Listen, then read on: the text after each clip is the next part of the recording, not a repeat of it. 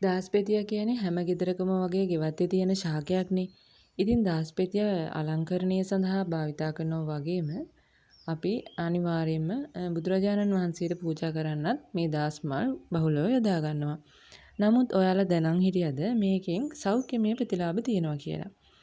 විශේෂයෙන්ම ගොවිතැන් කටයුතු සඳහා සාර්ථකම ස්වභාවික කෘමි විකර්ශකයක් විදිහට භාවිතා කරනවා මේ දාස්පෙතිය. ඊට අමතරව රූපලාවන්‍යයට විවිධ අවස්ථාවලදී යොදා ගන්නවා. ඉතින් ඔයාලා දැනන් හිටියේ නැති සෞඛ්‍යමය ප්‍රතිලාභ ගොඩක් මේ දාස්පෙතියවල තියෙනවා. ඉතින් අපි බලමු මේ දාස්පෙතිය වලින් තියෙන සෞඛ්‍ය වාසි මොනවද කියලා. මලබද්ධය දුරු කරන්නත් ආහාර මාර්ගය ආහාර ජීර්ණ පද්ධතිය ආශ්‍රිතව ගැටලු තියෙනවා නම් එන්නේ ඒ පුජ්‍යලයන්ට අත් බෙහෙත් විදිහට සකස් කරන්න පුළුවන් හොඳම හොඳ බෙහෙතක් තමයි දාස්පෙතිය කියන්නේ. ඒ වගේම තමයි විවිධ පිළිකාවන් මර්ධනය කිරීමේ හැකියාවක් මේ දාස්පෙතිය සතුයි. විශේෂයෙන්ම ලියුකේමියා රෝගය, පුරස්තිගන්ති ආශ්‍රිත පිළිකා, පියයුරු පිළිකා වගේ දේවල් මර්ධනය කිරීමට ලොකු හැකියාවක් මේ දාස්පෙතිය වලට තියෙනවා. ඒ වගේම තමයි අපේ අක්මාවේ සමහර වෙලාවට විෂ තැන්පත් වෙලා තියෙන පුළුවන්. ඒ අක්මාවේ තියෙන සියලුම විෂ නැසීමේ හැකියාවකුත් මේ දාස්පෙතිය වලට තියෙනවා.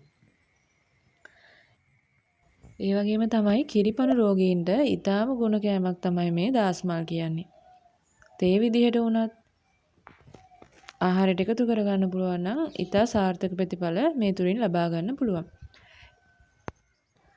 රූපලාවන්‍ය කටයුතු සඳහා දාස්මල් වැදගත් වෙන ආකාරය කොහොමද කිව්වොත් අහිතකර හිරු එළියෙන් සමට වෙලා තියෙන හානිය අවම කරගන්නත් අඳුරු වෙලා සම එල්ල වැටලා තියෙනවා නම් ඒක යථා තත්ත්වයට පත් කර ගැනීමටත් ඒ වගේම තමයි වීරිසා සංවේදී සමට හිතකර වගේම සමේ විවිධ තුවාල ඇති වෙනවා තියෙනවා නම් ඒ අවස්ථාවවලදීත් මේ දාස්මල් වලින් යම් කිසි සහනයක් ලබා ගැනීමේ හැකියාව ඔන්න ඔයාලට තියෙනවා.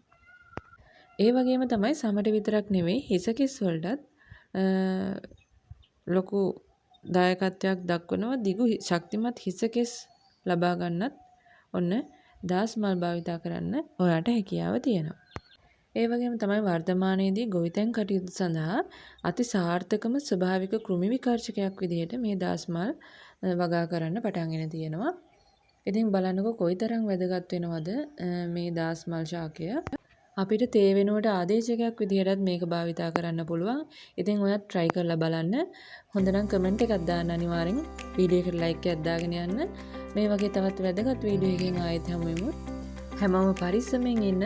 සියලු දෙනාටම සුබ දවසක්.